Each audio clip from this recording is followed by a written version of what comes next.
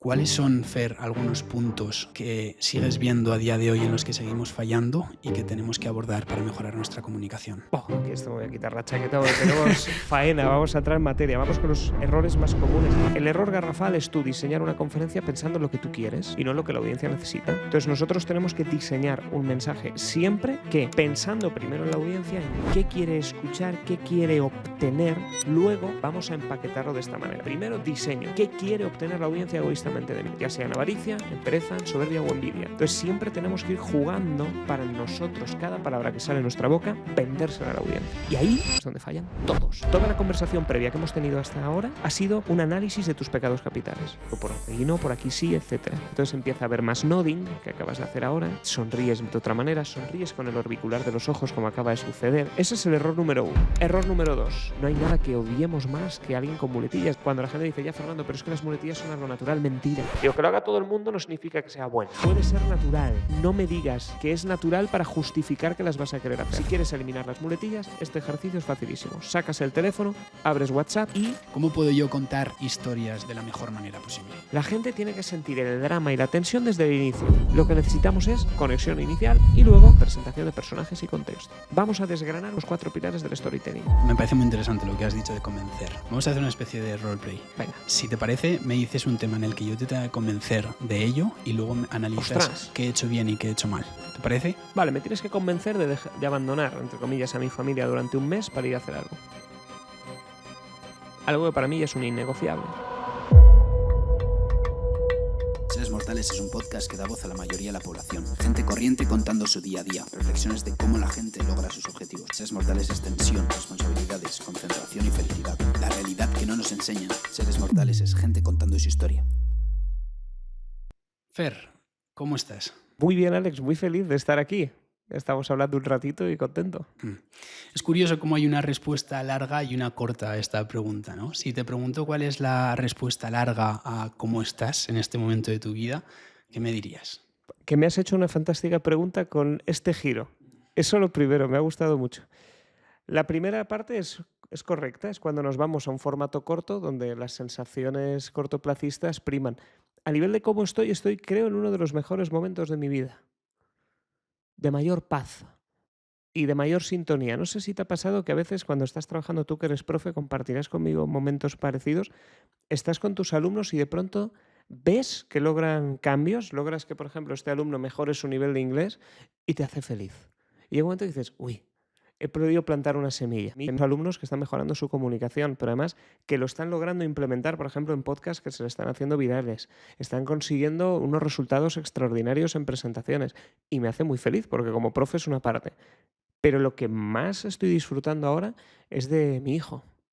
Es por eso te digo, es de los mejores momentos de mi vida, porque ayer, por ejemplo, caray, esto va a quedar un podcast paternal, pero pusimos la banda sonora de Misión Imposible y ahí estábamos jugando debajo de los tendederos y mi hijo con una maletita de viaje pasándola como, no sé él qué se imaginará, bueno, no llega a 2 años, pero coloca por debajo del tendedero como si estuviéramos robando un banco.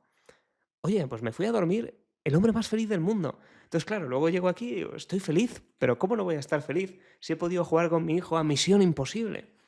Pues eso, ese es el mejor momento de mi vida porque estoy disfrutando mucho de mi trabajo, pero también con la parte personal estoy encantadísimo. El sueño de hace años, ¿no? Sin saberlo, jugar a Misión Imposible con tu hijo. Fíjate, yo jamás me habría puesto, claro, yo toda la vida me ponía objetivos a 5 o 10 años. Nunca, Alex, me había puesto en una de esas revisiones anuales que hacía jugar a Misión Imposible con mi hijo. Jamás. Yo quería, oye, tener más seguidores. Quería tener estas clases, dar formación en estos países, pero jamás había puesto en esa pizarra jugar a Misión Imposible con mi hijo. Y ahora en retrospectiva lo habría puesto. Ya lo puedes ticar. Sí, por eso te decía lo de ten hijos cuando puedas. Qué bueno y qué bien, me alegro un montón de que estés pasando por este punto. Me complace mucho tenerte en el programa en Seres Mortales porque es un podcast en el que hablamos con personas que han explotado su realidad para dedicarse a su pasión, ¿no? Y ahora me estás diciendo que tienes todas las partes de tu vida muy equilibradas y eso te hace muy feliz. Hay personas que nos pueden estar viendo y se queden con esa pequeña parte de la punta del iceberg, lo que se ve después de todo el trabajo durante todos estos años, que normalmente es lo que está oculto y el precio a pagar para tener un poco la felicidad de hoy en día. Si yo mirara por un agujero, retrocediera en el tiempo y viera al Fer de 2018, ¿con qué me encontraría? Alfer de 2018 era una persona tremendamente ambiciosa. Muchísimo. Y hablo como si fuera otro, porque en realidad, a medida que vamos creciendo, vamos evolucionando y como que vamos matando partes de nosotros mismos porque va evolucionando. Es como una serpiente que va mudando sus capas y su piel. Y es así. Entonces, era muy ambicioso. Y tenía muy claro dónde iba a llegar. No tenía duda. Sabía perfectamente la persona en la que se iba a convertir. No sabía el camino que iba a tener que pagar para llegar ahí, pero lo tenía muy claro. Tenía una certeza absoluta y una confianza en sí mismo profunda. Y una ética de trabajo que yo jamás he visto ni soy capaz de replicarla ahora. Yo, aunque quisiera, no podría. Me acuerdo cuando estuvimos en Corea en una competición de plan de negocio, que quedamos campeones del mundo en mi universidad. Recuerdo dormir 2 horas. Me acuerdo, me has hecho recordar. Íbamos 3 chicas y yo, más la coordinadora. Entonces íbamos representando a mi universidad y competíamos con otras universidades. Estados Unidos, Camboya, Vietnam, una pasada. Estábamos en Corea del Sur, en Daejeon. Y justamente allí nos separan porque eran 3 chicas. Ellas se van a una zona donde solo dormían chicas y a mí me llevan a dormir con un checo, con Peter. Y estaba yo con Peter y para que te hagas una idea, Peter no me vio dormir. Porque empieza la competición, nos reúnen, llega LG, llega el dueño de esta universidad, empiezan a explicar la competición y nos plantean un reto. Y nosotros teníamos que diseñar un plan de negocio en función de lo que LG quería. LG tenía un problema y era, en aquel entonces, 2018, ya sus electrodomésticos obtenían mucha información, mucho dato. Estaban acumulando ese dato.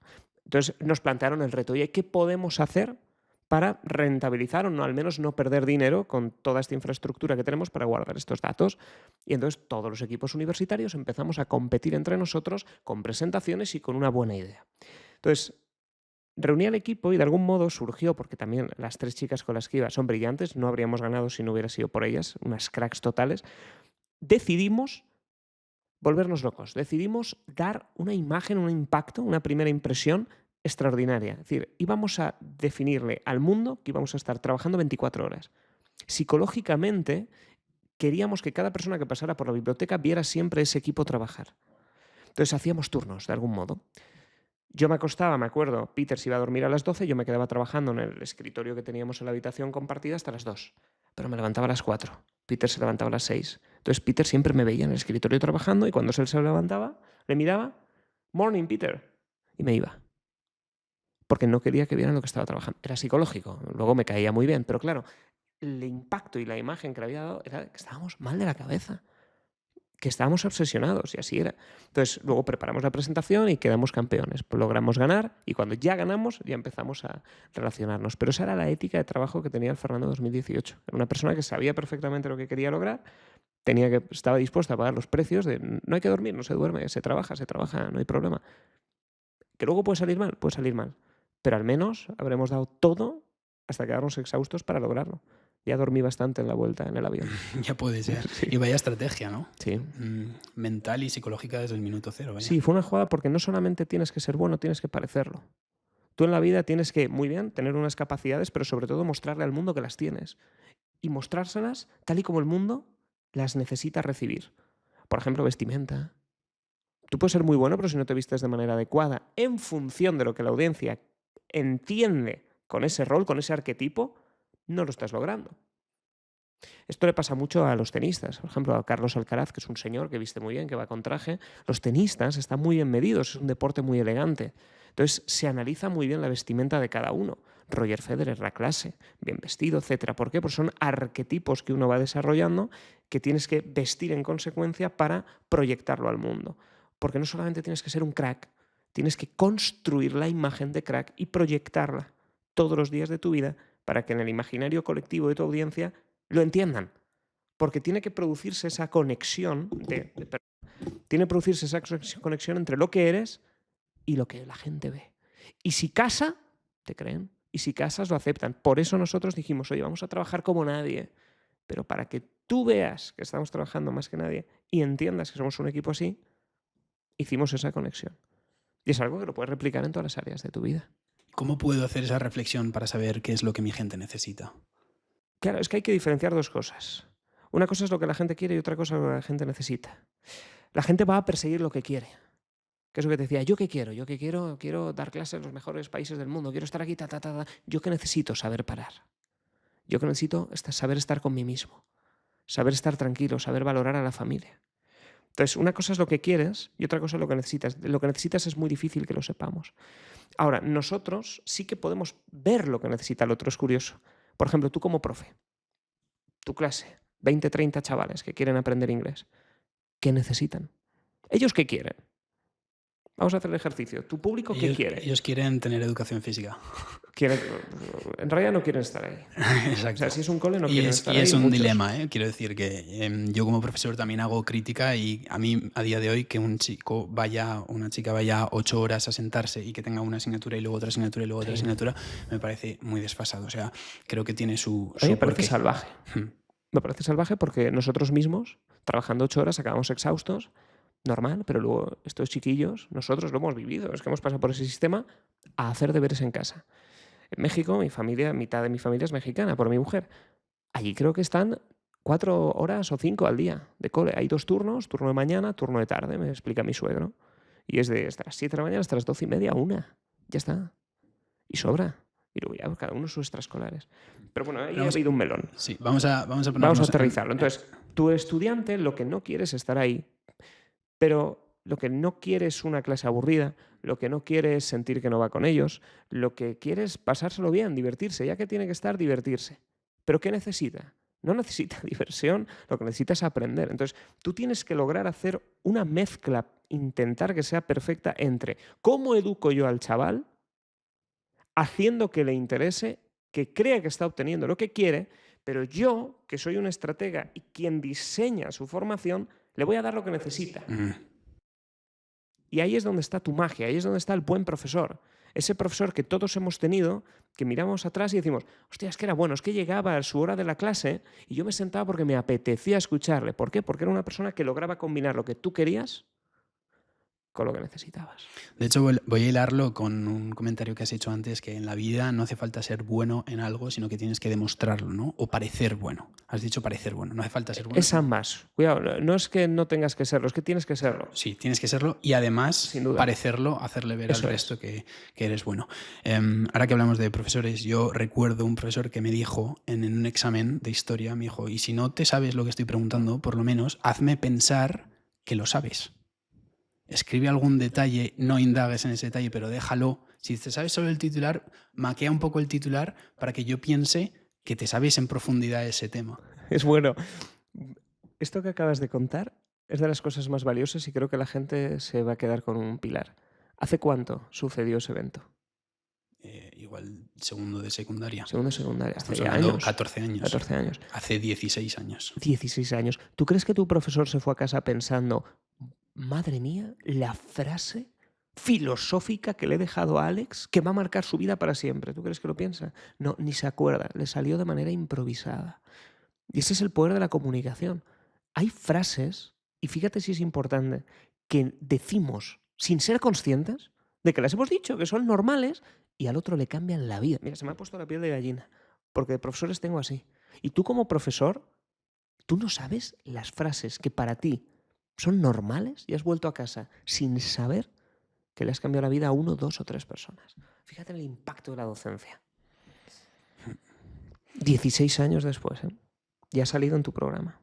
Ahora me la has contado a mí. Y yo quizá la cuente. Ojalá lo hubiera. ¡Buf! Ojalá lo hubiera. Dale un saludo, dale un sí, saludo. sí, fue Francisco, profesor de lengua, así Qué que bueno, estoy muy agradecido. Si hubiera sido un reel, igual hubiera tenido millones de visualizaciones, ¿no? O igual no, pero son frases que marcan. Quizá se haga viral. Fíjate si lo reordenamos. Puede ser. ¿Reflexionas tú sobre estos años y cómo te ha cambiado la vida y este equilibrio que tienes ahora y esta felicidad? ¿Reflexionas un poco de cómo te ha cambiado estos últimos años? Sobre todo, ¿a qué te refieres con reflexión? O sea, porque iba a ir en una línea, pero a lo mejor preguntas otra. Sobre, viendo tu ética de trabajo, que tanto empeño le pusiste en ello y que has un poco recolectado todo por lo que estabas sembrando un día. Sí, así que reflexiono y es verdad que he podido recolectar lo que he sembrado, porque al final uno siembra y luego recoge. Eso es así, sin duda. Lo que sí que me he dado cuenta es que el trabajo no es lo importante. Yo pensaba que sí. Yo compré el discurso y encantado, y es cierto que 1, es verdad, el trabajo dignifica. 2, el trabajo te hace tener un propósito y el trabajo te ordena. Esto es verdad. Cuando pasa el tiempo, lo que he descubierto, y ojo, me ha servido a mí, quizá no le sirva a la audiencia, pero a mí me ha dado que pensar, y es que si yo muriera, volviendo a eso de seres mortales, que es interesante, lo que menos haría es trabajar. Me iría con mi familia. Esto lo haríamos todos. Entonces, las decisiones que voy tomando no van en pro de mi carrera laboral. Mi carrera laboral me da igual. Porque te das cuenta de que, vale, he podido llegar a un sueño que el Fernando tenía y yo quiero ser profe, quiero dar conferencias. Genial, lo he cumplido, estoy súper agradecido con Dios y con el Fernando del pasado de trabajar tanto y con la suerte también que existe. He llegado ahí. Y cuando llegas, que tampoco he llegado a las barbaridades, pero oye, cuando estoy cómodo donde estoy, analizas y digo, oye, pues es que tampoco es tan importante. Y hay gente que se emperra en seguir construyendo esta parte profesional mientras elimina o deja de lado la parte personal o el equilibrio. Lo que a mí me ha servido es equilibrar y estar más con la familia y disfrutar, y me lo noto a mí en los podcasts, hablo menos agresivo, disfruto más de los programas, no miro del tiempo, estoy feliz, estoy tranquilo. Y es verdad que no llegaré tan lejos, no seré tan ambicioso de cara al futuro. Simplemente es la reflexión que yo creo que he tenido, el reordenar las prioridades respecto al trabajo. En 2018 quedas primero, tienes el primer puesto de discurso en español en el Campeonato de España, en el Toastmaster Internacional en mayo. Al igual que, me parece interesante que al igual que a los deportistas, cuando acaban un partido, una final, se les pregunta por qué has ganado o por qué has perdido, a mí podemos ir a los puntos clave de la comunicación que iremos luego, pero también me interesa mucho saber a esos niveles de expertise, qué es lo que hiciste diferente que te hizo ganar ese campeonato. Yo gané porque fui diferente. Y ahí hubo 2 fases. Yo perdí con una chica muy buena que me se dedica a oratoria, con Mar, que justamente todos los discursos que se hacían eran lacrimógenos. El formato Toastmasters a veces peca de ser dramático, de ser historias de verdad, duras y conmovedoras. Por ejemplo, en el caso de Mar, que lo hizo muy, muy bien, me quito el sombrero, habla de maravilla. Y esta persona hizo un discurso que joder, yo me encogí. Yo, de hecho, vi cuando se tiró al suelo y se puso una bata veterinaria, yo dije, me ha ganado. Es buenísima, lo ha hecho muy bien. Y yo quedé segundo en esa categoría. Yo hice un discurso intentando hacerlo sobre emociones, tristeza, pero no es mi estilo. Mi estilo es más humor, meter parte seria pero con humor negro, intentar jugar. ¿Qué pasa? Que entonces dije, voy a hacerlo radicalmente diferente, voy a hacerlo humorístico. Cuando es un discurso, la competición es discurso con moraleja.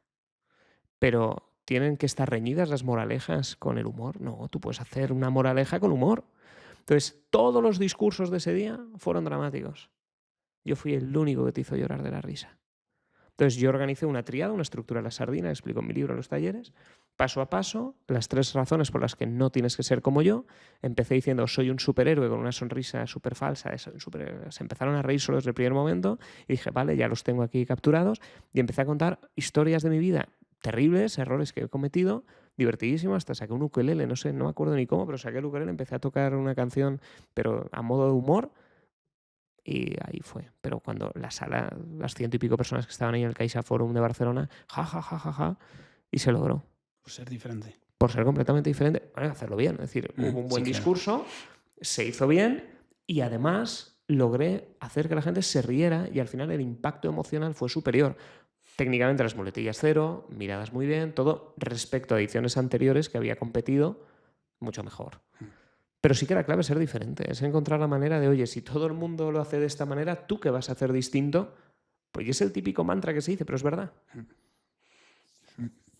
Yo admiro mucho a Steven Bartlett, que es un podcaster inglés, y él es un estratega de marketing, es un genio del marketing digital también.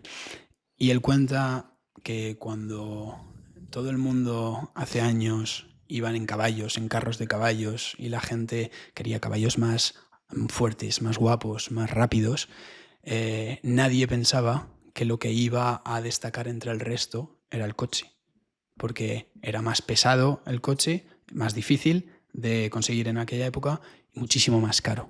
Entonces, siempre cuando la tendencia sigue subiendo y sigue subiendo y sigue subiendo y todo el mundo está enfocado ahí, siempre él cuenta que siempre hay como una oportunidad que nadie está viendo por abajo, pero que puede cambiar el mercado un poco todo. Entonces, para hilarlo un poco con lo de ser un poco diferente, ¿no? En todos los casos es muy aplicable a todas las áreas de tu vida, vaya.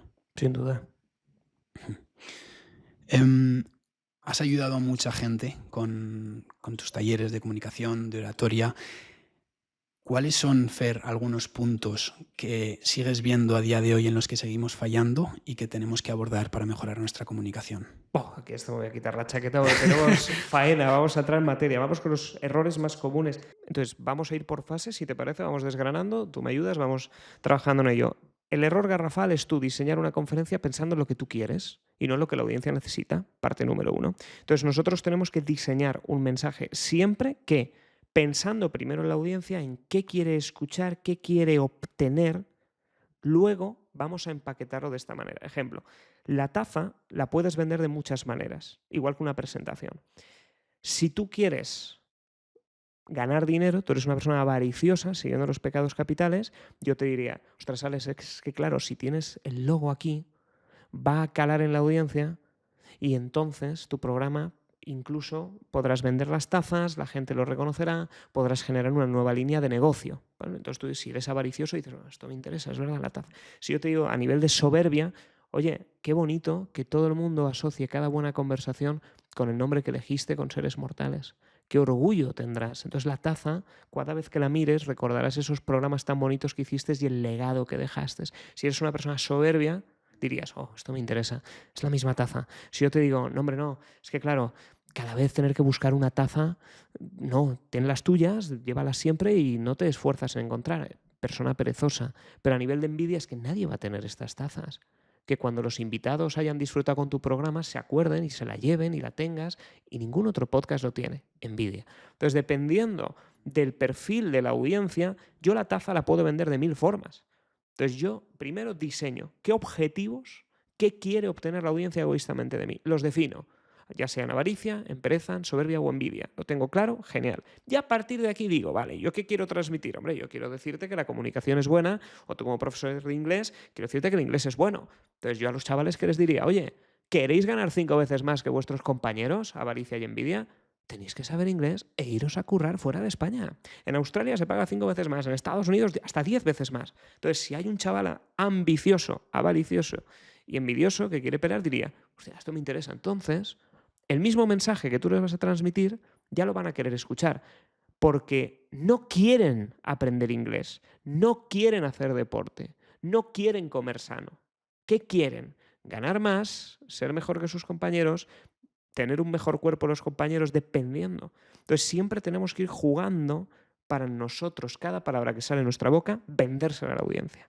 Y ahí es donde fallan todos, te diría. Tenemos que identificar cuál es el pecado capital un poco de nuestra audiencia. O tirar a todos. Porque a veces, yo no sé quién hay. Es decir, si yo estoy hablando contigo, toda la conversación previa que hemos tenido hasta ahora ha sido, para mí, un análisis de tus pecados capitales. O sea, cada conversación, claro, ahora lo que pasa es decir, ostras... No, me encantaría, y me encantaría. Está analizando. Podemos profundizar en ello si quieres. ¿Qué pasa? Yo, todas las conversaciones que tengo contigo, voy jugando, voy lanzando globos sonda para ver de qué pie cojeas, cuáles son tus valores, si de verdad eres un babyface o no. Entonces yo tengo que ver cuáles son tus puntos, a quién me estoy enfrentando, a quién tengo delante y qué quiere escuchar. Entonces voy analizando tu no verbal. Por ejemplo, había momentos en los que te ibas tocando la nariz así, que a lo mejor momentos más incómodos, perfecto, pues yo digo por aquí no, por aquí sí, etc. Entonces, todo esto a mí me permite diseñar mejor un mensaje con varios propósitos. El primero, caerte mejor. Que yo creo que todos debemos caer mejor a los demás, ser más simpáticos, más agradables. El problema, ahora que te estoy desvelando esto, es el efecto contrario. Porque entonces dices, qué cabrón, ya no me hace gracia. Salvo que estés en un lado bonito de la vida que es, coño, qué chulo, yo quiero saber. Pues, y estamos en ese lado. Yo creo que la gente que nos ve también. Y, no, la gente sí. Puedes profundizar en ello, si quieres. No, o sea, puedes, soy transparente ahora mismo. Entonces, puedes decir por qué me he tocado la nariz, en qué piensas que hay momentos más incómodos, porque la gente vea un poco todo. Ahora entramos en ello. Entonces, yo todo esto lo hago para analizar qué quieres tú, qué te gusta, cuáles son tus valores, y a partir de ahí mis mensajes van en esa línea. Fíjate que gran parte de los ejemplos que estoy poniendo aquí no son de mí, son de ti, Ujú. son de tu vida, de tus historias, te conecta, entonces empieza a haber más nodding, que acabas de hacer ahora, sonríes de otra manera, sonríes con el orbicular de los ojos, como acaba de suceder. Un músculo, por ejemplo, en sonrisa política, es esta que estás haciendo ahora. Sí, es que Pero me estoy antes, aguantando la risa vale, también. segundos antes has hecho el orbicular de los ojos, que es cuando salen las patas de gallo. Es muy difícil fingir eso. O sea, yo intentando parecería así extraño, estaría forzado, pero una sonrisa verdad donde te ríes es cuando la pata de gallo aparece. Entonces se está produciendo lo que se llama la sonrisa Duchenne. La sonrisa Duchenne es cuando yo considero que es una sonrisa genuina. Entonces yo he ido forzando y viendo cuándo te ríes políticamente, cuándo te ríes de verdad, y voy encontrando también tus parámetros. Y esto va alimentando toda la información que yo tengo de ti o que te puedo dar. Ese es el error número 1. Hacer las conferencias pensando en ti. Error número 2. Y también por puntualizar un momento, hacer las conferencias pensando en ti, como conclusión general, es que tú a la gente le puedes dar lo que tú quieres dar, pero primero le tienes como que vender un poco lo que ellos quieren oír, ¿no? Como Por supuesto. venderles un poco lo que ellos quieren oír para luego darles lo que necesitan que tú quieres transmitir. Es marketing. Al final la comunicación es marketing. Te voy a poner un ejemplo muy claro. Hace unos meses, creo que fue en septiembre, estuve en una empresa gigante. Prácticamente la audiencia, todos tendrán productos de esta empresa. Y llegó el CEO, el directivo. Y yo me acuerdo, antes de empezar el taller, estoy a un lado, apartadito, todos los empleados ahí, y de pronto llega el CEO. No te puedes imaginar las caras de los empleados. Ningún empleado quería estar ahí, porque le estás quitando de su operativa laboral por la que le miden para escuchar al CEO. Y llega el CEO. No mides lo a gusto que estaba este CEO. Estaba en el escenario hablando de su vida. Un rollo, pero un rollo. Y claro, ¿qué hacen los empleados? Empiezan a mirar el reloj, empiezan a juguetear con el teléfono, empiezan a hablar entre ellos. Y el CEO estaba en sus cosas. Es decir, el CEO era ajeno a todo lo que estaba pasando en la sala. Estaba en su momento de gloria.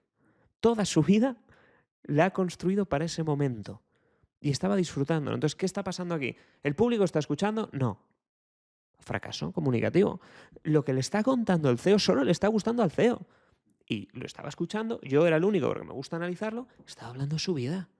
Pero su vida sin un objetivo de por qué le interesa al empleado esto. Entonces, cuando terminó, luego yo hago mi discurso, ya recupero a la gente, me costó un poquito, lo recupero, hicimos el taller y al finalizar la persona me dice, oye, disculpa que se ha enrollado aquí el CEO, siempre nos pasa cagada, total y absoluta. Entonces, tú cuando vas a hablar, si tienes un público, lo que no puedes hacer es hacer un monólogo de lo que a ti te interesa. Tienes que diseñar muy bien tu presentación y pensar, vale, yo quiero contar, imagínate este CEO, quiero contar esta historia de mi vida, de cómo logré ascender en este país. Véndemelo. Antes de contarme esa historia, cuéntalo. Oye, para todos los que queráis ascender, para todos los que busquéis ganar más dinero en la empresa, crecer, yo lo hice de esta manera. No sé si os servirá aquí en España, pero yo lo hice aquí y me funcionó. Hice esto. Bueno, ya te escuchan de manera distinta porque les has dicho que después de escucharle hay una promesa de obtención de pecado. Yo sé que si tú terminas a ver, digo, es verdad, puedo ganar más, quiero ascender, esto me interesa. Y va a escuchar el rollo macabeo que le vas a contar porque te digo, fue aburridísimo. Pero lo escuchas. Un pequeño gesto, ¿eh? 2 frases. Un pequeño. Como muchos son 2 frases. Qué bueno. Eso es el primer punto. ¿El segundo? Segundo punto es una falta continua de orden en tus mensajes. Tú tienes muy clara la idea que quieres transmitir, pero la has ordenado, ¿no? La gente no ordena. Entonces, a nivel de estructura, tú tienes que pensar, primero, ¿cuánto tiempo te han dado para la conversación? Segundo, aunque te hayan dado ese tiempo, ¿es necesario tanto tiempo? Porque nunca nadie se va a quejar de que el discurso ha sido corto. Entonces, eso es un elogio. Oye, se me ha hecho corto, qué bien. Eso es un elogio. No es, oye, se me ha hecho largo. Eso no es un elogio, eso es un error. Entonces tienes que diseñar muy bien. Y lo tercero, tienes que diseñar muy bien cómo lo vas a entregar y cómo lo vendes. Porque hay veces que la gente prepara una sardina, por ejemplo, una estructura de 3, una buena introducción, un primer punto, un segundo, un tercero y un cierre, muy bien, pero no va especificando en qué punto va, no facilita a la audiencia el entendimiento y tampoco mete historias. Se hace demasiado técnico. Y este es un error muy grave. Y esto me pasa cuando la gente me contrata uno a uno, estos empresarios que dicen, oye, yo necesito preparar esta conferencia. Ostras, a veces me encuentro con banqueros de banca privada de las empresas más grandes de este país y del mundo y justamente me dicen, vamos a hablar de estas métricas, de esto, del rapport, del EBITDA. Y digo, espérate. Esto te lo va a entender un financiero. esto que me estás contando lo sabes tú y poco más. Vamos a ver cómo lo aterrizamos para que la gente lo entienda. Y hay una creencia, que es un error también, y es que lo fácil es hablar difícil, pero lo difícil es hablar fácil. La gente que sabe muy bien y domina su mensaje, domina de la materia, es capaz de traducirla a nivel docente. Por eso yo admiro mucho a los buenos profesores. Los buenos profesores son los que saben que su materia es complicada, pero son capaces de, con ejemplos, con historietas o de la manera que sea, traducirlo a un idioma base. Ejemplo, me salió un TikTok de un profesor mexicano que enseñaba arquitectura. Era un arquitecto, Universidad de Arquitectura. Hizo una maqueta y estaba explicando las oscilaciones de los terremotos, dificilísimo, es decir, yo no tengo ni idea, y coge la maqueta y dice, ¿qué pasa si suena? Y empieza, suena la alarma sísmica, ¡ío, ío, ío! Y empieza a mover la maqueta y dice, miren cómo se mueve esto. Pues ya tienes a todos los alumnos en una cosa complejísima, como es la gestión de ondas y cómo oscila. Yo no tengo ni idea, pero ahí estaba yo, que no tengo absolutamente ni idea de arquitectura, diciendo, ¿es verdad? Lo entiendo. Lo entiende todo el mundo. Ahora, para que este profesor maravilloso mexicano haya hecho esa brillante presentación, ¿cuántas horas hay detrás? Tú que eres profe, ¿cuántas horas habrá dedicado este profesor a ese ejemplo? Muchísimas. Una barbaridad.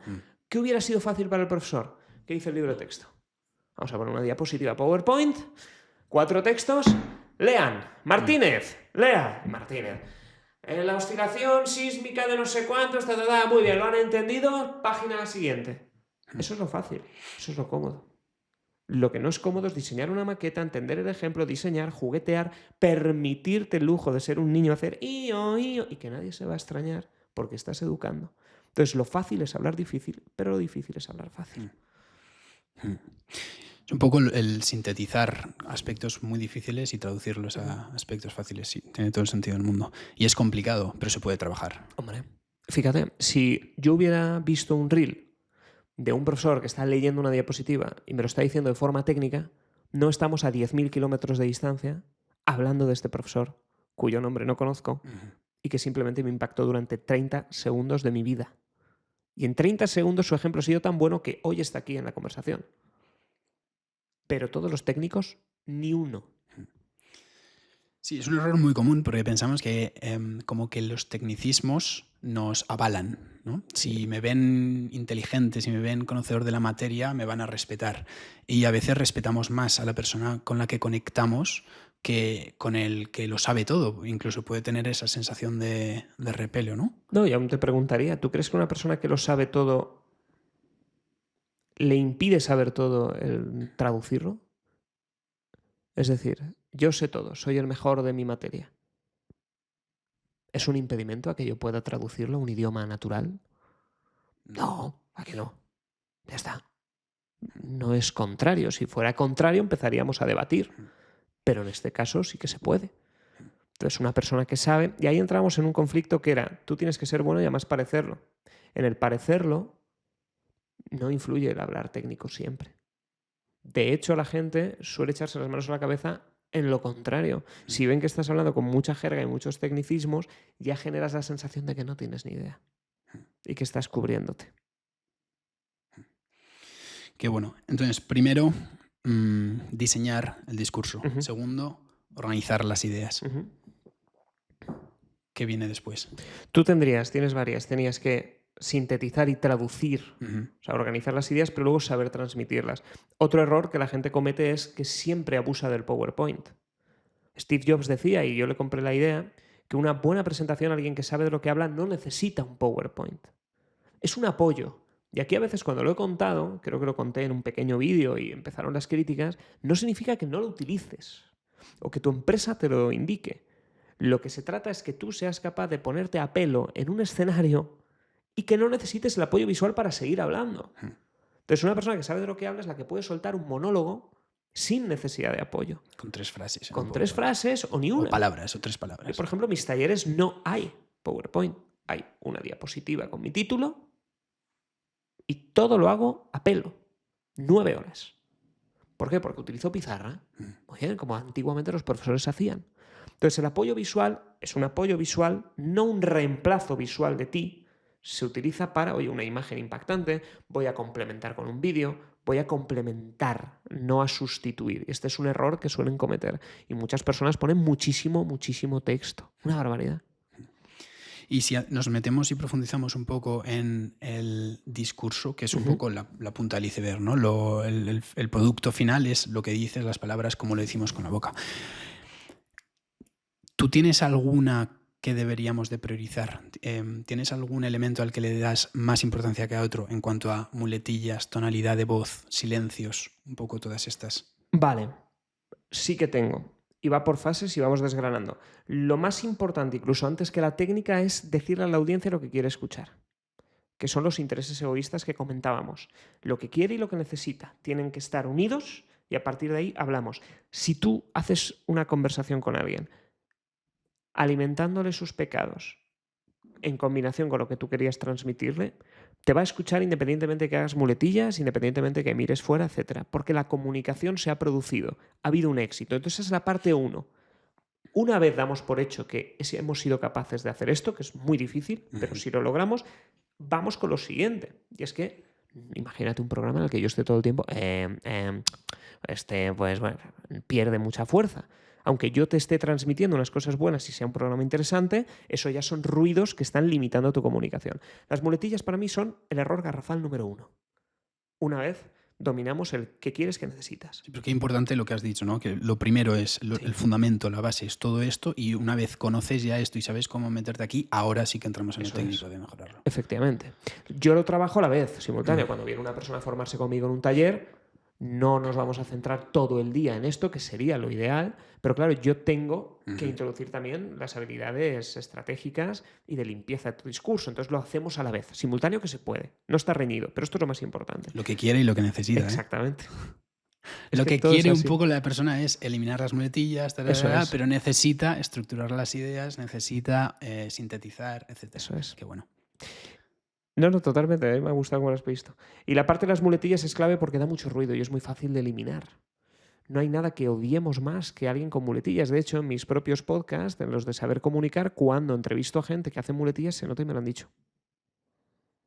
Traje una persona maravillosa, un buen amigo mío, al que le tengo mucho cariño, pero que hace muletillas. Sobre todo al inicio estaba más nervioso. Llevaba 20 y pico años sin enfrentarse a los medios de comunicación. Tenía mi programa con un pequeño medio de comunicación. Y hizo muchísimas muletillas.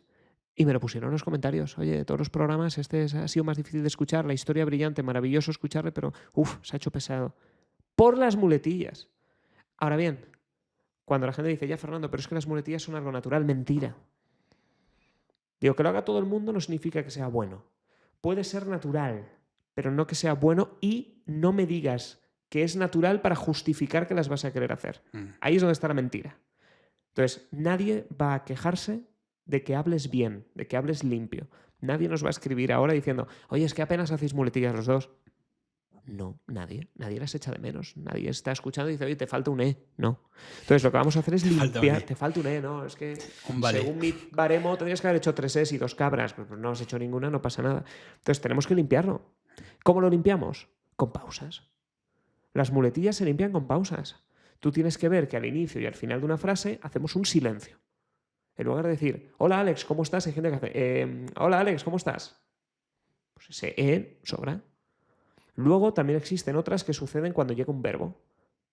Entonces yo te diría, el otro día fui, pausa, a comer, pausa, con Alex después del podcast. Porque cuando llega un verbo solemos volver a pensar. Entonces, dependiendo de dónde se produzcan las muletillas, tienes que hacer pausas. Y al principio vas a sonar muy antinatural.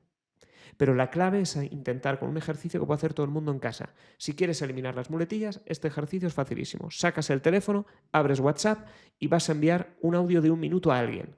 Momento en el que detectes que haces una muletilla, lo borras y vuelves a empezar. Y no puedes parar de intentarlo hasta que lo logres. Tienes que hacer pausas. Entonces empiezas a enviar un mensaje. Hola, ¿qué tal? Borras. Venga, va, vuéltame. Hola, ¿qué tal? ¿Cómo estás? Silencio. Quería decirte que... Alargamiento, borras. Entonces, pausa a pausa, aunque hables de manera totalmente antinatural y por la calle no hablaras así, estás reeducando tu cerebro. Y no te garantizo que el día 1 hables limpio, pero sí te garantizo que en una semana haciendo esto todos los días durante 10 minutos en una semana ya hables mucho mejor y en un mes te hayas olvidado completamente las muletillas. Y es fácil de hacerlo, puedes hacer en el día a día. Y es normal hablar antinatural al principio, porque Claro. es eliminar palabras que tenemos muy asimiladas en nuestro discurso. Vaya. Eso es como aprender un idioma. Tus alumnos cuando aprenden inglés, ¿a qué hablan antinaturales al principio? Totalmente. Pues el precio a pagar. Y meten el hablando inglés, que yo digo por lo menos the a, que es un pequeño cambio, Es verdad. que es la muletilla un poco inglesa, ¿no? Y es con la que, jugando un poco con lo de parecer más, puedes sonar más bilingüe. Si tú cambias tu muletilla de por a, I went to, y te quedas así, entonces con el cambia un poco todo. Pero sí, es cierto. las muletillas están ahí en todos los idiomas también. Todos. Es un proceso de pensamiento. Es curioso que ahora... Perdona, defecto profesional. No, ahora que perfecto, estábamos hablando del tema... Es perfecto. Bien. Eso es el ejercicio. Estamos en ello. Es curioso que yo al enseñar inglés detecto mucho más las muletillas en el idioma del inglés que en español. ¿Me explico? Si yo escucho a alguien hablar inglés con muletillas, se me hace muy difícil la conversación. Pero en español lo tengo asimilado y naturalmente. Que es un reflejo de que en español lo tenemos tan asimilado con nosotros que lo vemos natural, pero que si lo cambiamos, nuestro discurso cambia totalmente. Es así, curioso. Si yo veo a una persona en inglés que empieza a decir, you know, like, you know what I mean? Like, you know... y no ha dicho absolutamente nada. Es terrible. Y en inglés resalta más. No sé si es porque lo tenemos más asimilado en español y lo escuchamos más todos los días. No nos damos cuenta. Quiero pensar un poco, o sea, me pongo en tu situación, que tú lo ves mucho en español, porque obviamente conoces todas las flaquezas de las personas así en la comunicación y lo detectas mucho más en español, que tu visión con el español puede ser un poco la que yo tenga con el inglés. ¿Me explico? Sí. Que tú el español lo detectas de una y yo no. Aquí le he dicho otra vez. Pero ya lo estás detectando. Este ejercicio, que ahora ya te va a obsesionar de por vida, es buenísimo. Es una modificación del sistema de activación reticular, que es el motivo por el que manifestar, que está muy de moda, yo manifiesto cosas, voy a manifestar mi vida, que lo vemos de fuera y decimos, ¡qué absurdo! No es absurdo, hay ciencia. Básicamente, si tú te vas a comprar un coche rojo, qué casualidad que ahora todos los coches de tu ciudad van a ser rojos. Mentira, siempre han estado ahí. Pero ahora tu cerebro te da la alerta. ¿Por qué? Porque tú le has dicho a tu cerebro, oye, cada vez que este evento suceda, este evento es importante, de las cosas que estás, de todos los millones de estímulos que recibes por segundo, tú filtras y no me muestras todo al consciente, nos volveríamos locos. Pero quiero que me lo envíes. Este es importante para mi defensa, para mi supervivencia. Entonces me lo envías. De esta manera, esa modificación, el centrarnos, esa manifestación que básicamente es yo quiero lograrlo, tu cerebro, cuando detecte esas oportunidades, ese subconsciente, te lo va a enviar. Y lo mismo sucede con las muletillas. Con las muletillas, si tú le dices a tu cerebro, oye, esto es importante, quiero que me envíes la información, no tienes que estar analizando la conversación del otro. Cada vez que se produce un tu cerebro hace y te lo envía, te lo resalta como si tuvieras un, ¿cómo se llama? Fosforescentes amarillos. Ahí, aquí está el y no te has dado cuenta. Los vas a escuchar. Qué bueno. ¿Y has Por comentado... eso ahora puedes. Qué interesante. Y has comentado que en un mes se puede prácticamente eliminarlo. De hecho, en un día ya lo has logrado. Es decir, lo más difícil es hacer lo que tú has hecho. Que es que ahora dices un y estás traumatizado. Porque tú haces y haces, y te veo la cara, está grabada. Es decir, tú ves que haces mierda. Y lo que he hecho un Vale, pero ahora ya los corriges. Esa obsesión luego pasa a escuchar los es de otros. Y entonces te conviertes... Bueno, no es que te conviertas, es que conviertes tu vida en un infierno, que es lo que me pasa a mí, que yo detecto las muletillas por todas partes. Muchos inputs. Te va a pasar a ti.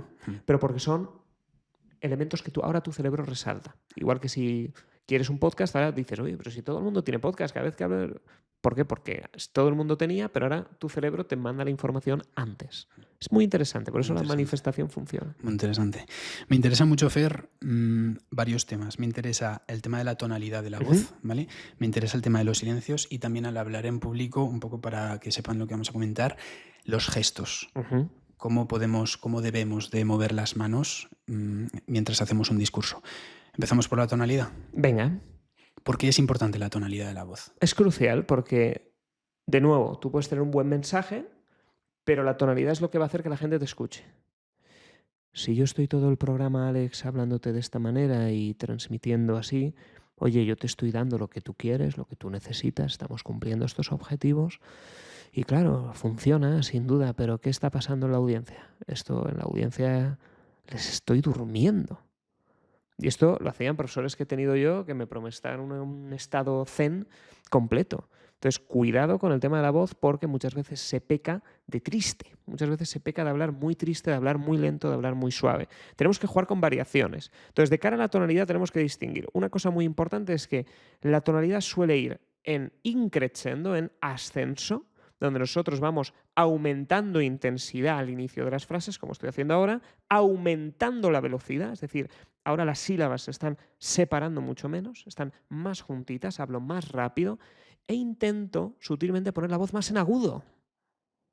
¿Por qué? Porque estas tres variables combinadas lo que están provocando es tensión en ti. Y esa tensión en ti es algo que tenemos que utilizar al inicio de las frases. Fíjate lo que voy a hacer ahora. Lo contrario al final. Entonces, si nosotros aceleramos, provocamos tensión. Entonces la audiencia empieza, aquí esto me interesa, esto va fuerte. Está aumentando la intensidad, por tanto, también entra en tensión. Y si encima me pone la voz en agudo, que el agudo se asocia a esa tensión también, a ese estrés, ya tenemos a la persona conectada, porque hay variación. Y cuando queremos que vaya al final de la frase, vamos a hacer todo lo contrario. Si antes hablábamos agudo, ahora intentaremos hablar más grave. Si antes hablábamos muy rápido, ahora intentaremos hablar más lento. Y donde antes hablábamos intenso, ahora bajaremos a hablar un poquito más suave. Entonces, por norma general, la mitad inicial de la frase lo haremos como estoy haciendo ahora, un poco más agudo, más rápido, en tensión. Y la mitad hacia el final haremos todo lo contrario. Pero tiene que ser gradual, como si fuera una onda. No podemos hablar así, porque esto no es natural. Entonces lo que hacemos es acelerar para luego, llegado a un clímax, iniciar paso a paso una transición. Si logras esto, ya tienes a la audiencia enganchada, arriba y abajo, arriba y abajo. Ya le has dado variación y tienes que exagerarlo. Problemas que me encuentro. Me pasó con un directivo farma que tengo. Este directivo me dice, Fernando, yo es que tengo una voz torrija. La voz torrija es lo que llamo yo una voz plana insulsa. Y mira, nació en Zaragoza lo de la voz torrija. Volví a una formación en Zaragoza, paramos en un bar de carretera, yo soy fan de las torrijas, me encantan las torrijas, si hay torrija yo me pido torrija. Y aquel día me da la buena noticia el camarero y dice, hay torrija, yo quiero torrija. Total, me pone una torrija, Alex, espectacular, gigante. Hostia, qué homenaje, cómo me voy a poner aquí. Menudo torrijón. Ha sido la torrija más plana, más insulsa, insípida, triste, como la voz de muchas personas que salen a hablar en público.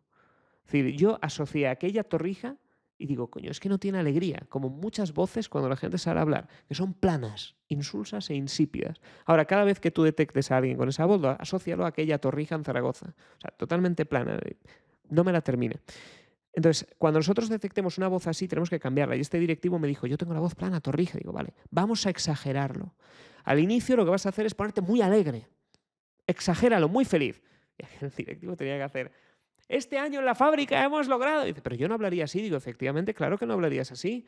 Pero yo estoy haciendo que te expandas, que intentes modificar tu emoción para que te des cuenta de que puedes llegar a ese registro. Y luego negociaremos tu punto intermedio. Primero tenemos que exagerar nuestra comunicación para luego encontrar nuestro equilibrio. Porque ahora estamos reprimidos. ¿A ti te han hecho hablar mucho en el colegio? No. Pero es que te vas generaciones atrás que están en puestos de dirección y a ninguno. Muchos de ellos, su primera presentación fue en la empresa. Llegaron con 30 y pico años a puesto de dirección y ahí hablaron. ¿Cómo estás 30 y pico años sin hablar? Ahora está cambiando un poquito los jóvenes. Pero nuestras generaciones no hablaban. Entonces, ¿qué pasa? Este directivo se encuentra con que viene reprimido. Vive dentro de un armario comunicativo, no ha salido. No sabe qué es lo que necesita transmitir. Entonces, ¿qué tiene que hacer? Empezar a salir de ese lugar donde está reprimido y que empiece a poner a prueba sus capacidades. Porque yo estoy convencido de que por culpa de que nadie nos ha dado voz y nos han valorado por nuestra expresividad, tenemos muchísimos talentos comunicativos que están encerrados en una jaula que nosotros mismos nos hemos creado. Si tú sales de ahí, ¡pam!, ahí lo tenemos. Simplemente por no haber tenido la oportunidad de practicarlo. Y que no te han premiado por ello. El cerebro asocia la recompensa. Premio, recompensa, positivo. Si desde el cole sales a hablar, haces una barbaridad, es decir, lingüísticamente, pero tienes al chiquillo con 5 años y lo intenta, ¿y qué te dice la familia? Muy bien, Manolo, ¡jo, qué bien hablas! Ese niño acaba de asociar premio, recompensa, atención, dopamina, oxitocina, todas las cosas bonitas de la vida a ese evento. ¿Y cuál ha sido el evento? Salir a hablar. Esta persona va a estar mucho más incentivada a salir a comunicar, va a tener más autoestima comunicativa. Sin embargo, oye, no, cállate, que al yayo, a la abuela no le gusta que estés aquí haciendo discursos. No, vamos a jugar, no hablemos, no molestemos. Bueno, eso ya está limitado y está creando un niño retraído. Pero lo mismo sucede en el cole. Si en el cole pregunta, esto lo vivirás mucho, es que yo lo vivía, haces una pregunta, oye, esa pregunta ha sido muy mala, ¿no? Ya no te va a volver a preguntar el chaval. Pero es que no te va a volver a preguntar a ti ni a ningún otro profesor, cuando lo que necesitamos es gente crítica. Entonces, todas las decisiones que nosotros tomamos y cómo estimulemos al niño desde esa parte comunicativa va a influir radicalmente en su autoestima. Tiene todo el sentido lo que estás diciendo y te lo voy a hilar con algo. Yo creo que te va a gustar esta anécdota. Yo trabajé en Estados Unidos un año profesor de español y lo que más me impactó, Fer, cuando yo entré a una clase por primera vez de Estados Unidos americana, es que en clase había un atril. Mira.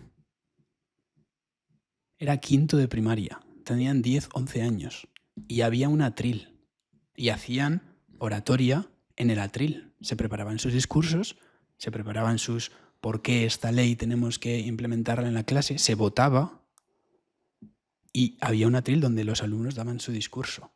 Entonces, luego entiendes por qué los americanos con sus discursos, pues siempre se te queda grabado a alguien de I have a dream o yes we can, ¿no? Pues sale porque, como estás diciendo, desde pequeño les han inculcado totalmente que la comunicación es poder y que el discurso hay que practicarlo.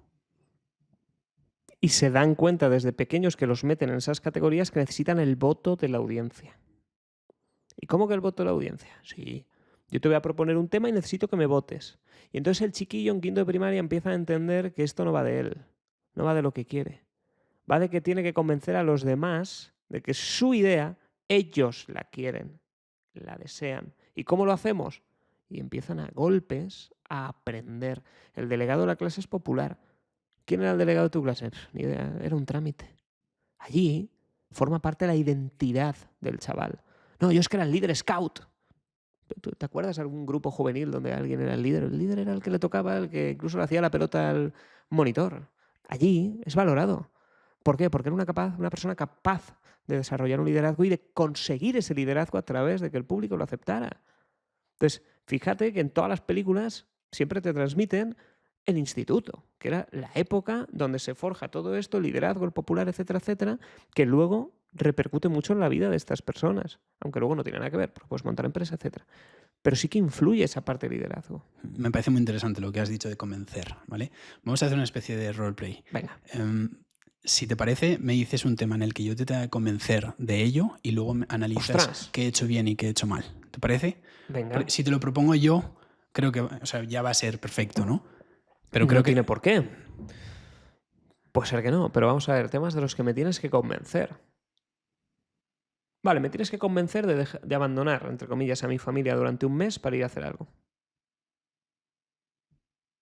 Algo que para mí es un innegociable. Vale.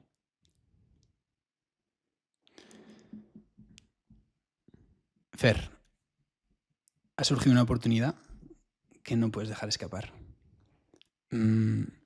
He hablado con tu entrenador de pádel y me ha comentado que hay un torneo en México de un mes de los mayores empresarios del mundo reunidos, donde no solo se van a poner a prueba sus capacidades de emprendimiento y talento en sus campos de expertise, sino que también se va a premiar el pádel porque han sido seleccionados al detalle, con el dedo, a esta gente que está mucho metido en el pádel. Entonces es un muy buen escaparate internacional donde puedes ir, desarrollar y comentar tu campo de expertise y también de ganar al pádel al CEO de Apple.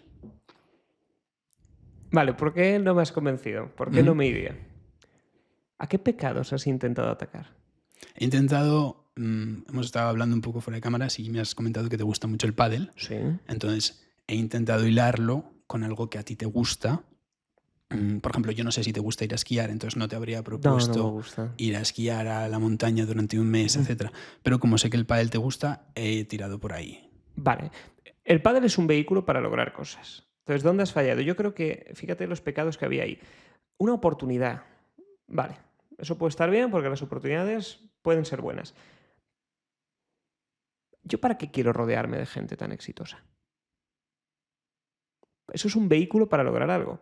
Entonces, una persona que se quiere rodear de gente exitosa es un tema de envidia, quiere decirle a su entorno actual que se ha podido reunir con esta gente. No es mi caso, mi pecado no es la envidia. A nivel de soberbia, ok, me he reunido con gente exitosa, bien. A nivel de avaricia, no me mueve la avaricia y estás luchando contra mi soberbia. ¿Cómo lo podrías haber reformulado? Fíjate, lo que era la tesis está bien, el vehículo está bien. Has fallado en la identificación de los pecados capitales. Yo no soy avaricioso. Yo soy un soberbio de manual, pero no un soberbio de manual con envidia. La envidia es cuando yo me comparo con un tercero. Yo quiero que otros tengan envidia de mí. Nada que ver. Es un perfil bajo, me gusta pasar desapercibido, pero me importa mucho lo que opine, por ejemplo, mi hijo o el legado que voy a dejar en mi familia. Entonces, ¿tú qué podrías haber hecho? Ostras, Fernando, el otro día vi un estudio, voy a improvisarlo completamente. El otro día vi un estudio que hablaba de que los hijos más contentos y con más éxito en la vida y más balanceados no eran aquellos que tuvieron papás presentes. Eran aquellos que podían presumir de su padre en la escuela. ¿Y yo cómo es eso? Sí. En este estudio analizaban estas escuelas de élite, que los grandes empresarios del mundo y los grandes líderes y que te han tenido una autoestima muy fuerte y han estado desarrollados, no eran los que su padre llegaba todos los días a las 5 y se ponía a jugar con ellos hasta las 9. Eran aquellos que cuando están en el colegio y cuando están forjando su identidad, podían presumir de sus padres. Asociarle es que mi padre es un gran profesor, es que mi padre es un gran empresario, es que mi padre está fuera luchando por esto. Porque los hijos no solamente quieren a su papá ahí jugando con ellos, quieren que su papá sea un héroe y quieren presumir de que un héroe es tu padre.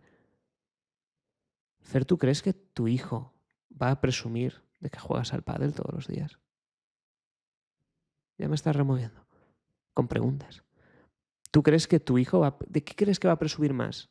¿De que has formado a los mejores directivos, que estás detrás de la mente comunicativa de estas personas, de que estás haciendo formaciones en todas partes del mundo, que estás en las librerías?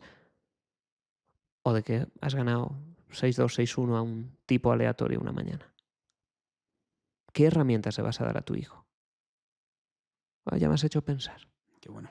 Porque me estás afectando a mi soberbia, a mi legado, a mi identidad, a lo que yo quiero transmitir a Fernandito. Porque yo digo, yo quiero ser un buen padre, pero de verdad, y me preocupo todos los días para serlo. Entonces, ¿qué necesita mi hijo? No es lo que yo quiera. ¿Yo qué quiero? Jugar con él, jugar a Misión Imposible, vale, eso está muy bien. Pero yo tengo que decir, a partir de ahí no sé si es verdad, si es mentira o no, me lo he inventado. Sí, totalmente. Más o menos lo escuché por ahí. Pero identificar no sé, los pecados. Yo identifico, oye, ¿qué le mueve a esta persona? ¿Cuál es su motor de vida?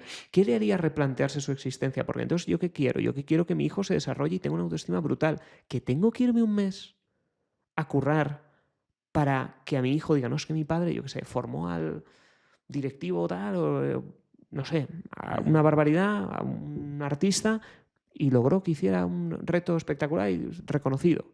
Y si mi hijo eso le da herramientas, ostras, yo como padre se las quiero dar. Yo quiero que tenga ahí esa autoestima, esa confianza.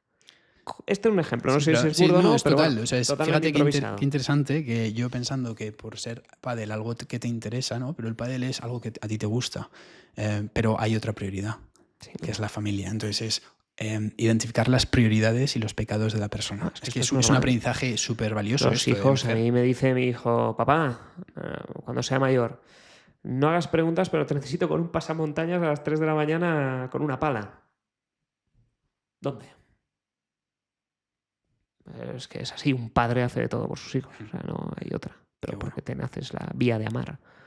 No todo, ¿no? Hay que educarle también y si ha hecho una cagada, lo arreglas, pero luego le pegas ahí un repaso educativo que le dije, pero ¿cómo has hecho esta barbaridad? Pero un padre, aunque el hijo haga barbaridades, de hecho lo vemos, que hay veces...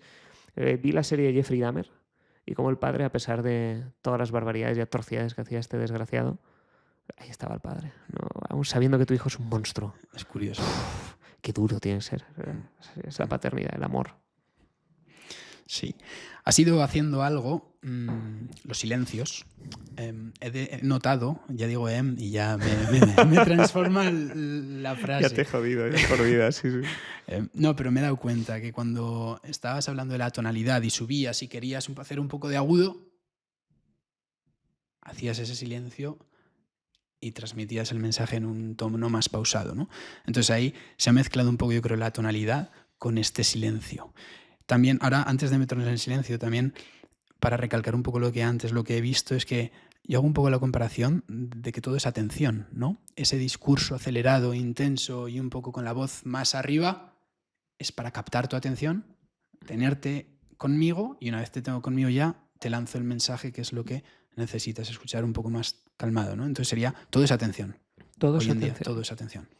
De hecho, nosotros como profes, como oradores, no competimos contra otros oradores, no competimos contra otros profes, competimos contra el teléfono. Yo cuando voy a hacer un taller no mido si les está gustando o no, porque yo sé si les está gustando o no.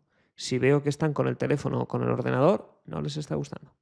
Si veo que han podido dejar la droga más importante que hay hoy, que es el teléfono, la adicción ahí a estar todo el día enganchados, yo el primero estoy todo el día con el teléfono, si han podido apartar el teléfono a un lado, es que vas bien. Entonces, tú puedes ir regulando tus técnicas, tus estrategias a tiempo real, y si la gente deja los teléfonos, vas bien. Otra cosa es en un cole, que no sé si los prohíben o no sé cómo está ahora la cosa. Yo es primaria y secundaria, pero no llevan... En el mundo adulto ponen el ordenador en la mesa, claro. se ponen con emails mientras hacen otras cosas, es decir, no te hacen caso. Pero tú garantizas que hay éxito en el taller cuando de pronto están así y hacen. Y ves que bajan la tapa y todo. Dices, esto me interesa, has hecho las cosas bien. Los silencios. ¿Por qué son tan importantes los silencios? Por varios motivos. Lo primero, te deja a ti pensar como orador, pero sobre todo hace que la audiencia piense, que es más importante todavía. Si tú me decías, oye, Fernando, ¿tú qué crees que quiere tu hijo? Y haces un silencio, y yo lo estoy pensando. Y digo, ¿qué quiere? No sé. Ya empiezo a pensar. Y entonces tú puedes dejar 2, 3, 4 segundos de pausa, mucho no, entonces ya queda un poco antiestético e incómodo, pero si haces 2, 3 segundos vas a ver que la persona está reflexionando y puedes hacer otra pregunta más introspectiva, porque en realidad cuando tú quieres hacer que una persona cambie de opinión no lo vas a hacer con afirmaciones. Tú no le vas a hacer cambiar de opinión. Tiene que ser la persona que te escucha la que crea que ella misma ha cambiado de opinión. ¿Y cómo logramos que la otra persona cambie de opinión? Con preguntas y con silencios. Tú tienes que hacer que el otro diga, sí, es verdad, pero porque lo ha reflexionado y tiene que sentir que ha venido de él mismo. Si eso se produce, hay un éxito en la negociación. Porque el ser humano no nos gusta que nos digan lo que tenemos que hacer. Nunca. Pero nos encanta. Esto es una cosa psicológica muy chula. No nos gusta que nos digan lo que tenemos que hacer, pero en el fondo lo necesitamos. Nuestro cerebro está diseñado para no soportar la incertidumbre. Nuestro cerebro busca la supervivencia. Entonces, lo que está produciéndose es, como yo no soporto no saber qué va a pasar después, me pongo nervioso. Antes de una presentación, los nervios previos es la incertidumbre. Nos mata, nos reconcome por dentro. Pero si supiéramos que todo va a salir bien, si supiéramos que ese ascenso nos lo van a dar, si supiéramos que nuestro hijo estará bien, estaríamos tranquilos. Porque nuestro cerebro lo que no soporta es la incertidumbre. Entonces, ¿cómo se liga esto a nivel comunicativo? Nosotros, en realidad, queremos y compramos que una persona nos diga exactamente lo que tenemos que hacer. Oye, Alex, tienes que hacer esto, esto, esto y esto y saldrá bien. ¿Y tú por qué lo aceptas? Porque has evitado la incertidumbre. Pero para tú recibir el mensaje de una persona que te diga lo que tienes que hacer, tienes que anular tu ego. ¿Y cuándo anulas tu ego? Cuando consideras que la otra persona es digna de que te dé un consejo. Y de hecho se escuchan muchas frases que es, yo solo acepto consejos de las personas que han logrado lo que yo quiero. Eso es tu ego hablando. Porque a veces hay personas que no han logrado lo que tú quieres lograr, pero que te dan un consejo que te cambia la vida. Quizá a lo mejor este profesor que te dio aquel consejo un día y que hoy ha salido aquí, pero no ha sido una persona a la que tú digas, oye, le admiro por otras cosas, pero no es el rol al que yo quiero seguir, pero no por ello no le vas a escuchar. O a lo mejor tu abuela, que con todo el cariño del mundo te da un consejo, no es una superempresaria Elon Musk, pero tu abuelo te da un consejo que te ordena las ideas. Entonces hay que tener cuidado con el ego. Entonces, en el fondo estamos deseando que nos digan el paso a paso. Pero a veces ese ego lucha. Dice, no quiero escucharte porque yo soy válido. Para romper esa barrera, en lugar de tú imponer, vamos a hacer que a través de preguntas su ego no se vea afectado y sea él quien diga, es cierto, ¿no? Tengo que lograr esto, tengo que irme un mes fuera para hacer que mi hijo esté a gusto. Voy a hacerlo. Y entonces tú le dices, hostia, qué buena idea has tenido. En lugar de, te lo dije. No, es, qué buena idea has tenido, fíjate, lo harás bien. Esa es la persuasión. No nos gusta un poco que nos digan lo que tenemos que hacer y nos encanta el descubrirlo por nosotros mismos, lo que tenemos que hacer, basado en inputs que nos han dado, ¿no? Y a nivel cerebral sí que nos gusta que nos digan lo que tenemos que hacer. Entonces es la diferencia entre el alma y el ego con el cerebro, que lo que busca es dame el paso a paso, quiero evitar morir. Sí, escuchar 3, 4 detalles, dejar la reflexión para que sea esa persona la que descubra con esos 2, 3 detalles que tampoco estás imponiendo de tienes que hacer esto, el que descubra que esa es la mejor situación para él, ¿no? Y fíjate que el problema es humano. El problema del ego no va con la máquina, va con el humano, y lo vemos con la inteligencia artificial. Cuando tú vas con el coche y vas con otra persona, a lo mejor no, tú eres un tío fantástico, pero cuando estás en el coche, a veces te cabreas cuando dices, no, tira para la derecha, que no es para la derecha, que sí, que es para la derecha. ¿Tú has discutido así con Google Maps? ¿A qué no? No. Ya que Google Maps a veces no te da la mejor ruta. A mí me pasa, que me lleva por aquí y digo, no, yo sé este atajo. Digo, bueno, no me enfado, porque no es humano, porque no hay un choque de egos, porque no me voy a pelear contigo, porque no veo mi vida amenazada por ti, eres una máquina a mi servicio. No hay ego. ¿Tú te has enfadado alguna vez con una persona? No estoy de acuerdo con lo que me estás diciendo. ¿Has hecho eso con ChatGPT, con Cloud o con la IA en general? No. Yo a veces me enzarzo y le digo, oye, pero porque es muy humanizado, y esto no me gusta lo que has dicho, y te lo corrijo porque creo que te has equivocado. Vale. Pero no tiene emoción ¿No ese cabreo. De pronto no dices, te desinstalo.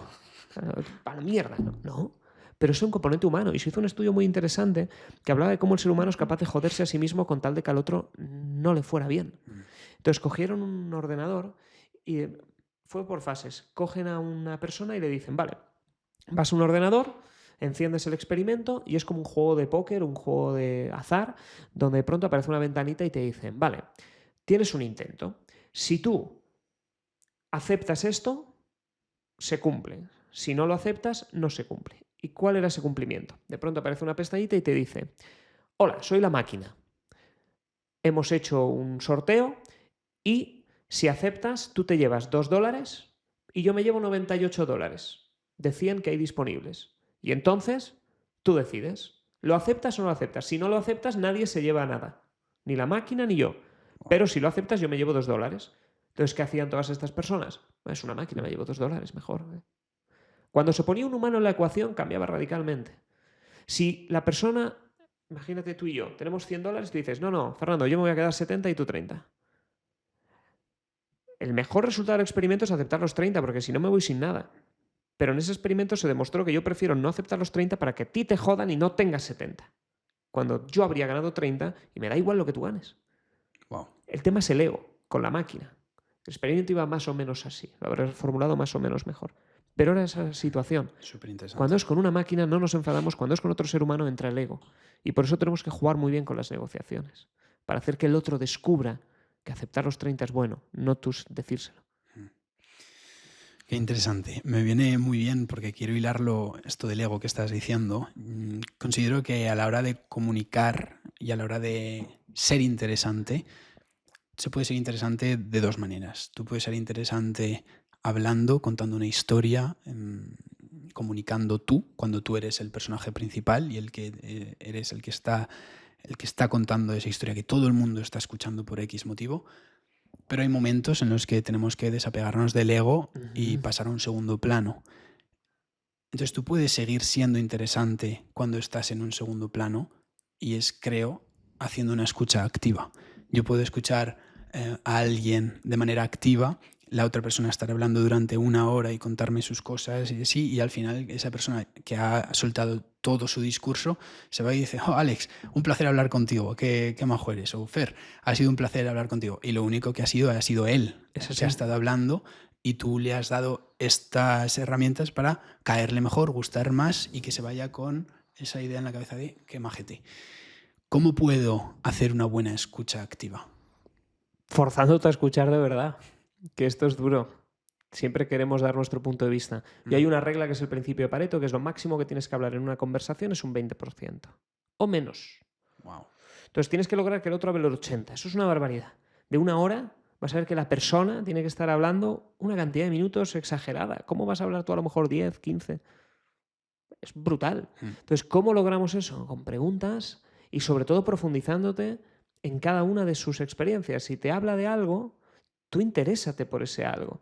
O en una reunión, en lugar de... Mira, hay una persona súper carismática de México, un empresario maravilloso que tengo la suerte de conocer, que hace una técnica brillante. Vamos a llamar la técnica del empresario mexicano. Buenísima. Perfecto. La técnica del empresario mexicano para caer bien es la siguiente. Consiste en que estábamos todos en una mesa, él estaba aquí, yo estaba ahí, de verdad, mi mujer estaba aquí y el resto estaban aquí. Y de pronto estábamos ahí hablando y me empieza a preguntar, oye, Fernando, ¿y cómo ves esto? Y en lugar de decir, yo lo veo de esta manera, al de al lado, a Francisco, le dice, oye, Francisco, ¿tú estás de acuerdo con lo que ha dicho Fernando? Y de pronto digo, qué bueno es. Fíjate lo que ha pasado. Él se convierte en un moderador de la sala. A mí me pregunta, yo estoy feliz de que ha escuchado mi opinión. Y Francisco, que se está quedando aletargado, le dice, oye, Francisco, ¿y tú qué opinas de esto? Porque claro, tú... Y entonces Francisco interviene. Y entonces yo digo, oye, ¿qué va a decir Francisco? Me hace a mí escuchar a Francisco porque está poniendo en tela de juicio mi opinión. Y querer contestarle luego. Querer contestar luego a Francisco. Y ahí teníamos a este empresario mexicano, al que quiero muchísimo, haciendo un ping-pong entre Francisco y yo, luego hablando, luego preguntaba, luego... Fue la persona de más poder y carisma de esa sala. Estábamos en una boda, en una comida familiar, todos ahí, en una mesa, dirigiendo.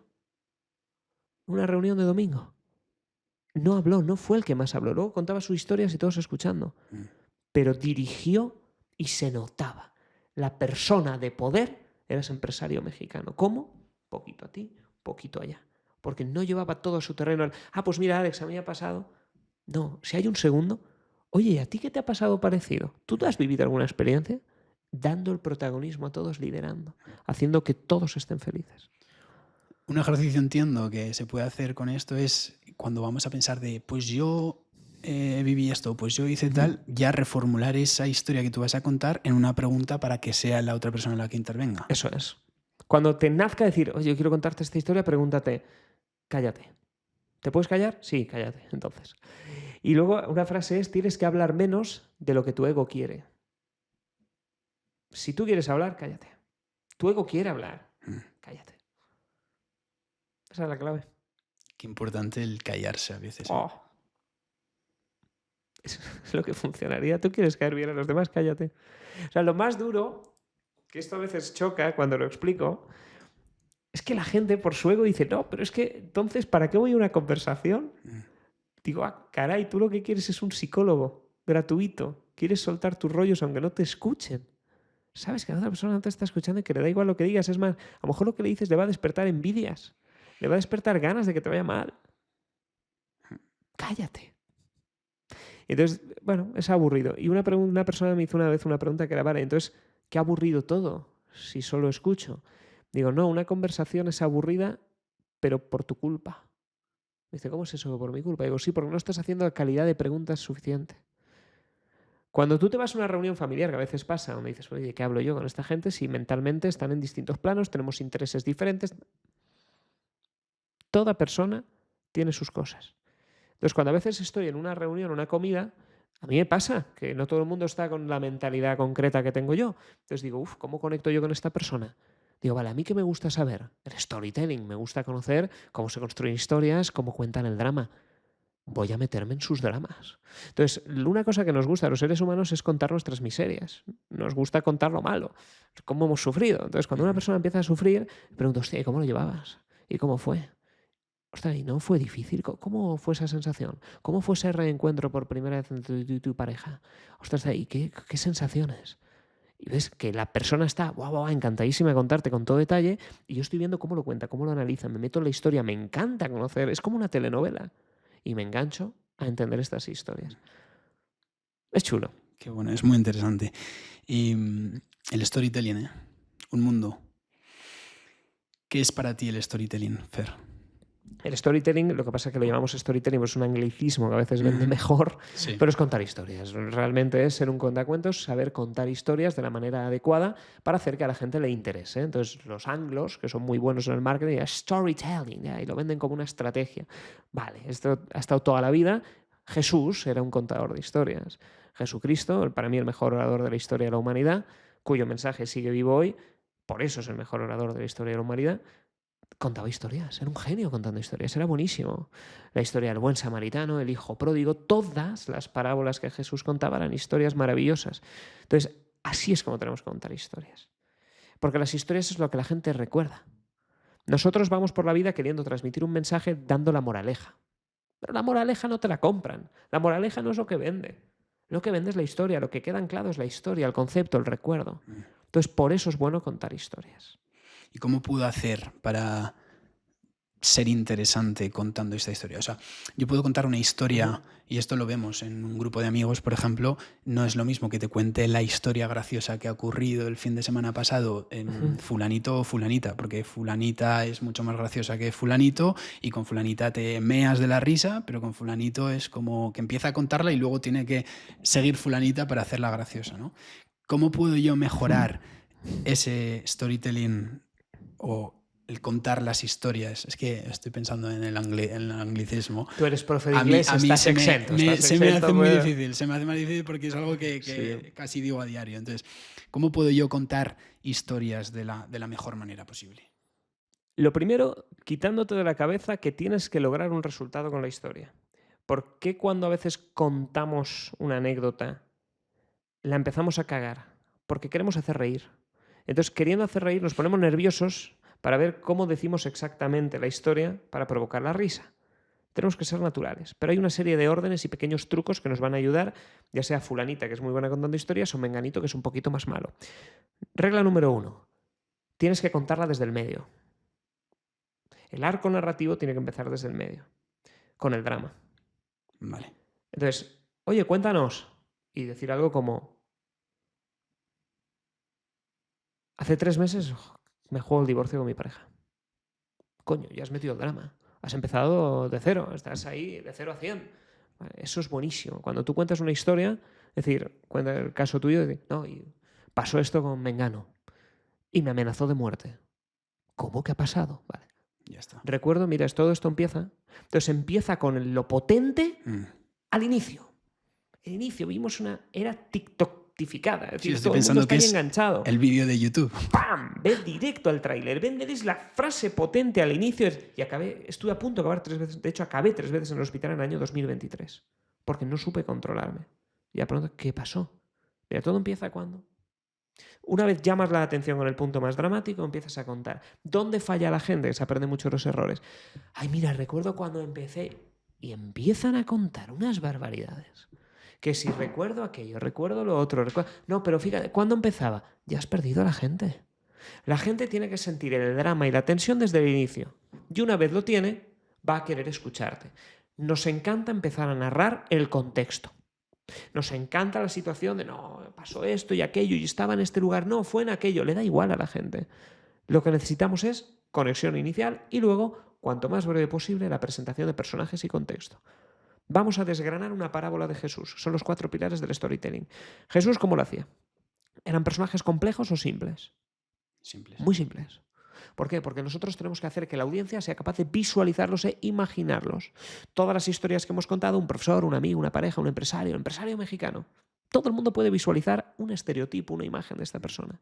No te digo, el CEO de Morgan Stanley, no sé quién, ni idea de quién narices es el CEO de Morgan Stanley. Pero te digo, mira, un empresario famoso, ya está. Qué bueno. Entonces, personajes simples con los que la audiencia se pueda identificar. Entonces, nosotros tenemos que identificar estos personajes, pero luego tenemos que identificar el contexto. ¿Dónde transcurre la acción? ¿Qué está pasando? Estaban un padre y sus hijos a punto de repartir una herencia en su casa. Ya está. Presentación de personajes y contextos. No te enrolles, hacía frío, no sé cuánto, no sé menos, me había puesto esta blusa, me había puesto este... No, eso no. Breve. Estaba Jesús caminando y vio unos pescadores. Fin. Fin de la presentación. Y te lo imaginas en la cabeza. Te lo imaginas. No, pero claro, Jesús se preguntaba si aquel día iba a llover y de pronto se había llevado la anorak. No. Esos son tus historias mentales. Eso es lo que tú quieres contar porque eso es lo que tú viviste. No, breve. Cuanto más breve la presentación de personajes y contexto, mejor. Una vez estás ahí, vete al drama. Nos vamos directos a la tensión. Y cuanta más tensión, mejor. Tienes que agitar a la audiencia. Tienes que putear en momentos de estrés con tensión, con silencios. Tienes que lograrlo. Y luego introducir lo que hemos hablado. La técnica Disney. Lo que quieres y lo que necesitas, que esto viene de Disney. Y esto se lo escucha a Francesc Miralles, que se apellida como yo, pero no es un primo mío. Ha estado en el programa. Ha estado en el programa, Sí, lo digo, fue, maravilloso. grabé con él en Barcelona. Francesc es un Sí, genio. Espectacular. De las mentes más brillantes, ya te diré, por muchos motivos, le aprecio muchísimo. No es primo mío, es divertido. Yo tuve esa pregunta, no te lo había preguntado todavía, pero estuvo hace un par de meses. Un crack, una eminencia. Mira que le aprecio, es mente brillante. ¿Cuánto aporta Francesc? Es bueno. Luego le elogiamos en público, Sí, pero sí. vamos primero con esto y luego elogiamos a Francesc, que tiene muchas maravillas y muchas bondades. Entonces, lo que hacemos, y comentó Francesc, que es la técnica Disney, yo la conocí por él, y él lo que dice es lo que quieres y necesitas. Entonces, él me explicaba que en Toy Story, Woody lo que quería ser el juguete más amado, pero lo que necesitaba era aprender a ser un buen amigo. Entonces, toda la historia de Toy Story va con yo persigo esto, quiero ser el juguete, pero todas las moralejas y todos los aprendizajes y todo el drama va en la dirección de yo necesito aprender a ser un amigo.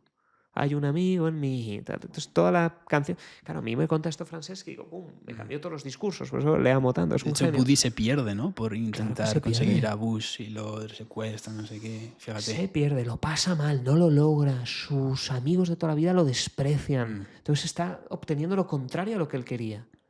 Para después, cuando de verdad aprende a ser un amigo y es dar amor sin esperar nada a cambio, es cuando logra ser muy respetado. Qué bueno. Más incluso que Bush en muchas ocasiones. Pero Bush es más prota, es distinto.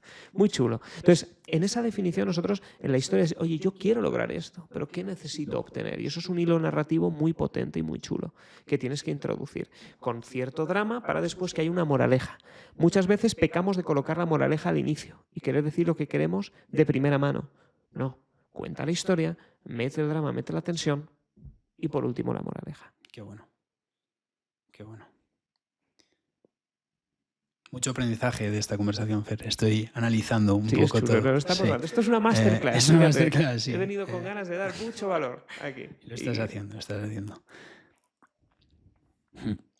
Y cuando manejas el storytelling, es que vives contando historias. Tú puedes contar historias a tu pareja y gustarle más, hacer que gustarle más, ¿no? Que ella sienta algo más por ti. Tú puedes caer mejor a tus amigos, puedes vender más en tu entorno laboral. Quiero decir que el contar historias muchas veces lo asociamos a cuentos, a contar cuentos infantiles, pero es que tu vida se resume en contar historias. Estás contando historias continuamente. Eso es. Por ejemplo, para vender tu empresa, una historia es lo que más funciona. Todas las empresas, el error más común es que salen y dicen: hola a todos, soy Alex de Seres Mortales, tengo un podcast, nos especializamos en esto, No te va a recordar nadie. Nadie. Entonces, ¿qué puedes decir? Hace 2 años en Londres estuve a punto de tirarme por la ventana. Coño, ya te escucho. No es el caso, pero estuve a punto de tirarme por la ventana. Porque no me encontraba a mí mismo, estaba muy perdido y hubo una conversación que me salvó. Decidirme a tomar una cerveza en un pub y de pronto descubro un extranjero, se pone a hablar conmigo por lo que sea y me cuenta cómo había perdido a su hija en un accidente de tráfico, cómo había hecho aquello, cómo había hecho lo otro, y aún así estaba feliz por vivir. Que agradecía a Dios a pesar de todas las desgracias que estaba vivo y que cada día era una oportunidad para vivir. Yo volví a mi apartamento en Londres y pensé que ¿por qué las historias de esta gente no se han contado? ¿Por qué esto lo debería conocer el mundo? A mí me había salvado la vida. Por eso decidí montar este podcast. Porque voces como la de aquel hombre que estaba roto y aún así, a pesar de estar roto, decidía cada día levantarse y sonreír, merecían ser compartidas. Porque no somos más que seres mortales. Y ahí montas una historia que todo el mundo recuerda. Ya no es monto el podcast por ABC, monto el podcast por una historia. La he exagerado mucho, espectacular, mucho. Me la he inventado totalmente. Pero te he copiado varios momentos. Por eso te digo, oye, ¿qué te llevó a montar el podcast? Y me has contado la historia, porque no te quiero... ¿Cuál es tu objetivo con el podcast? No, ¿qué te lleva a montar? Cuéntame la historia. Entonces cambia mucho la película cuando tú, en lugar de contar a qué os dedicáis, cuántos años expertise de sector, a Cuéntame las miserias que te llevan a montar. Cuéntame tus cicatrices. Y aquí es donde falla mucha gente al contar historias. Tú eres un despacho de abogados. Cuéntame por qué eres un abogado. Recuerdo perfectamente aquel día en el que mi padre entró por la sala, me dio un abrazo y me dijo que había salvado a un hombre inocente. Me enseñó la foto de una persona a la que iban a condenar de por vida en prisión, pero que no había hecho nada, y él por fin lo había salvado. Al día siguiente fui al colegio y le dije a toda mi clase que mi papá era un superhéroe. Sin saberlo yo, monté un despacho de abogados en su honor. Ya es otra firma. Conectas muchísimo. Ya conectas. Muchísimo. Y nuestra firma está basada en esto. Todo el mundo tiene historias, todo el mundo tiene motivos, todo el mundo tiene cicatrices que nos llevan. Todas nuestras actuaciones provienen para compensar traumas, de algún modo. Momentos duros, momentos de compensación, momentos de búsqueda. Traumas o momentos de revelación. Y eso es lo que nos mueve. Entonces, cuenta esa historia. No presentes tu empresa. Somos la empresa Pamplin, Gambling, hemos hecho... No. Cuéntame lo malo. Cuéntame por qué naces. Cuéntame lo que te diferencia. Y cada historia es distinta. ¿Cuántos despachos multidisciplinares hay de abogados? Somos una empresa con un equipo multidisciplinar que hacemos trabajos 360. Vaya mierda. Cuéntame tu historia. Algo que habíamos comentado antes y que vamos a comentar era el tema de hablar en público, el tema de las manos. ¿Cómo debo de gesticular yo hablando en público? Dependiendo de lo que quieras transmitir, tienes que hacer unos gestos u otros. Entonces vamos a eliminar algunos errores con las manos y vamos a ver las mejores prácticas. Error número 1, no puedes salir a hablar con los brazos cruzados. Esto es una barrera total que tú imagínate que yo te hago el programa así. Solamente por sesgos tú ves que no estoy a gusto y que algo va mal. A excepción si hiciera frío. Si hiciera mucho frío es posible que tanto tú y yo estuviéramos así, enganchados, conectando, perfecto. Pero los brazos, prohibido cruzarlos. Salvo que quieras mostrar un desacuerdo, aunque sea una posición cómoda. Manos en los bolsillos tampoco. No puedo mostrar las manos en los bolsillos. Las manos hacia atrás, como un jubilado viendo obras, tampoco. Prohibido porque estamos ocultando. Entonces las manos siempre tienen que estar en dos zonas. Entre la cintura y el cuello. Las manos normalmente a la altura del abdomen. Y ahora empiezan los posicionamientos. Donald Trump has visto que habla así. Ok, guys, here's the thing. Vale, esto es transparencia. Si tú quieres demostrar a alguien que eres transparente, tú verás en un niño... Fernandito, ¿has roto el jarrón? No, papá. Cuando dicen, no, transparente, no, yo no he sido, no me pilles. No tengo nada en las manos, no tengo nada que ocultar. Pero es que muchos políticos cuando quieren mentir y quieren decir cosas que no han hecho o lo que sea, mire, yo no he hecho nada, yo no sé nada. Puede ser genuino o puede ser que su asesor de comunicaciones hayan dicho esto es transparencia. ¿Vale? Entonces, alerta. En un discurso general, si yo te quiero dar un abrazo, ¿cómo te lo doy? Las palmas hacia dónde están. Abiertas, así. Así es como vamos a hablar, con un abrazo. Hombre, Alex, ¿cómo estás? Esto es un discurso, abrazando a la audiencia. A que nadie se te ocurre decir, hombre, Alex, ¿cómo estás? Dame un abrazo. Dirías, ¿pero esto qué es? ¿Vale? Entonces, pero hay mucha gente que habla de esta manera. Por ejemplo, Pedro Sánchez hace muchos estos discursos donde pasa de esta posición hacia abajo. Esto es una posición de autoridad. Yo estoy en control. No puedes pasar. No, deja eso. Pero de manera elegante y educada, tranquila. Los discursos que normalmente tenemos que hacer en el mundo empresarial son abrazo y vamos desplazando las manos con pequeños movimientos, pero siempre mostrando el torso como si abrazáramos al público. Si cumples esto, ya vas a hablar muy bien con las manos y no me complicaría demasiado. O sea, no tengo que tener miedo a traspasar mis hombros, la línea de mis hombros. O sea, de hecho es lo que debería de hacer, un poco aquí, ocupar el espacio. Sí, efectivamente. A ver, tampoco tanto. Fíjate que el ángulo no es mucho. Si yo te hablo de esta manera, no. Y si quieres extenderte más, hazlo natural, como estoy haciendo yo ahora. Que sí que me paso la línea del hombro, pero no mucho. No vamos a hacer aquí como si fuéramos predicadores. Estoy hablando con el Señor. No es el objetivo, salvo si eres predicador y quieres llegar a conectar con el Señor. Entonces todo depende.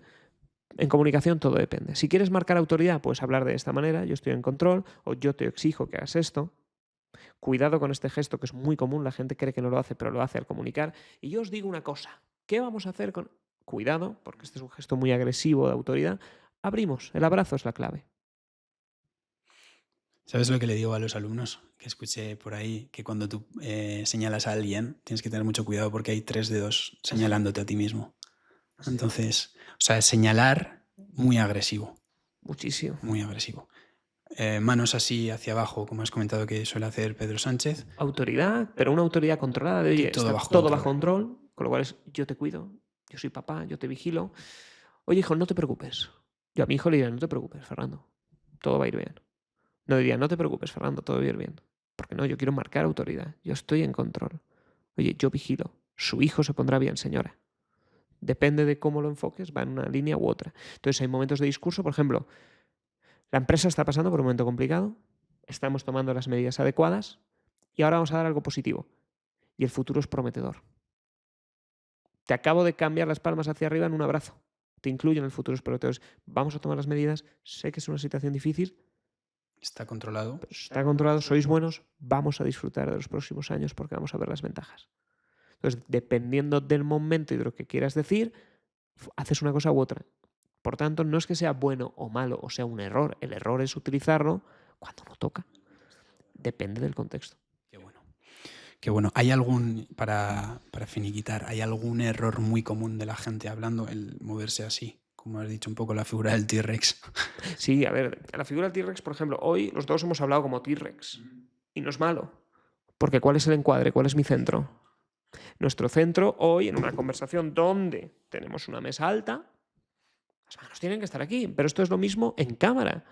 En cámara nuestro encuadre es este. Entonces, por supuesto que tenemos que mover las manos aquí, porque si las moviéramos aquí perdemos la comunicación no verbal.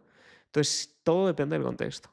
Ahora, como hables así, sin mesa y en un formato de discurso, eres un T-Rex y estás llamando la atención. Entonces, siempre cuidado, posición a altura del abdomen o en el centro del contexto que tengas. Qué bueno. Qué bueno. Fer, es un placer tenerte en Seres Mortales. De verdad, te lo digo de todo corazón. Empecé el proyecto, hemos un poco hablado antes, para mostrar historias de personas que han explotado su realidad para dedicarse a su pasión, y considero que contigo en el programa es una señal de que es por aquí. Para mí, un episodio que tiene un punto de inspiración y un punto de aprendizaje es el episodio perfecto, y considero que hoy el episodio ha tenido de todo. Para ir terminando, hay dos preguntas que hago a todos los invitados del podcast. La primera es, ¿cuál es el peor consejo que has escuchado y por qué? Mira, te diría que el peor consejo, la reflexión que me surge, viene de una persona que cuando yo me niego a formar a políticos, por ética personal, me dijo, ya, pero si no lo haces tú, lo va a hacer otro. Mejor lúcrate tú, ya que van a joder, los políticos van a seguir jodiendo igual. Dije, no, perdona, yo si puedo ser la cerilla, al menos evitar dar mi punto de vista a estas personas, prefiero evitarlo. De algún modo lo que es la mente de esta persona, y entiendo dónde viene, es, oye, esta persona va a hacerlo sí o sí, sea contigo o con otro, entonces mejor lúcrate tú y que no se lucre otro. Digo, ya, pero yo tengo mis valores. Prefiero no hacerlo, por mucho que la otra persona lo vaya a buscar. Prefiero no darte el servicio. Y me dio ese consejo. Entonces, yo todo lo contrario. Yo sé que esta persona, por ejemplo, si por valores, por lo que sea, no congeniamos y no quiero formarte, sé que te vas a ir con otro. Fantástico. Sé que el daño lo vas a acabar haciendo igual, pero al menos yo no he formado parte del daño.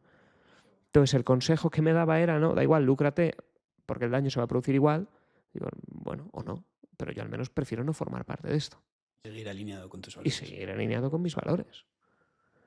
No forman a políticos, ¿eh? No. No puedo evitar que lleguen a un taller abierto al público, porque la entrada es abierta y se pueden inscribir.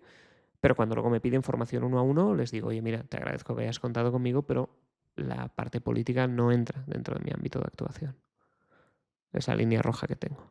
¿Y hay algún por qué? Porque estafan, porque sus incentivos no están alineados. Por mucho que seas un político bueno, desde mi punto de vista, las decisiones a 4 años son perversas.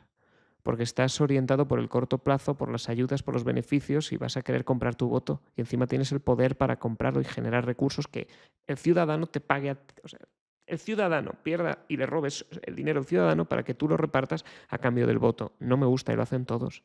No me gusta nada. ¿A quién estoy más a gusto formando? A un capitalista. Y te explico por qué. Un capitalista es un empresario, un directivo. Porque es el mercado quien evalúa. Porque el ciudadano con sus 50 euros puede decidir si hospedarse aquí, hospedarse allá, hospedarse allá. ¿Y dónde va? Donde le traten mejor. Si tú llegas a este apartahotel y te dices, oye, voy a montar el set, y dices, oye, no me ha gustado nada, me han estafado, oye, la próxima vez que vuelvas, ¿vas a alojarte aquí? No, buscarás otras opciones donde tu dinero rinda y no te hayan estafado o no sientas que no estás siendo representado. Los políticos es muy difícil porque imagínate que solo hay 2 hoteles y te joden los 2. Es lo que hay. Entonces, de algún modo, mi actuación, me quedo más tranquilo, esto es una decisión personal, formando a personas que luego el mercado les evalúa. Porque el mercado, al ser tan amplio y las decisiones son libres de verdad, hay mucha opción, pueden votar en consecuencia con su dinero. Por tanto, me quedo tranquilo. Qué bueno. Ojo, eso no significa que si uno estafa, que a veces me puede pasar, forma uno, luego hace alguna maldad, vale, pero al menos sé que tiene un impacto de recorrido corto y que no se queda como tirano, no usurpa el poder, no ha destruido instituciones, no ha hecho a veces... Claro, el impacto en político es mucho mayor que el de un capitalista. Qué importante estar alineado con los valores. Es fundamental. Hay un concepto que también, si la gente se lo quiere quedar, el precio del dinero. Yo le pongo un precio a cada euro que entra en mi cuenta. Y todo tiene un coste. Moral, de tiempo, personal. Y tú decides, oye, estos 1.000 euros que me han entrado, ¿a costa de qué? ¿Qué he tenido que sacrificar? Porque a lo mejor ese dinero, esos 1.000 euros pesan. Y ese dinero es duro. Pero en cambio, cuando estás alineado, todo funciona, esos 1.000 euros son muy felices. Qué bueno. Buen ejercicio para hacer también. ¿Cuál es el mejor consejo que has escuchado y por qué? De nuevo, otra reflexión interesante. Todos los consejos buenos a mí me los ha dado mi padre. Todos. Y tengo muchos consejos buenos. Muchísimos.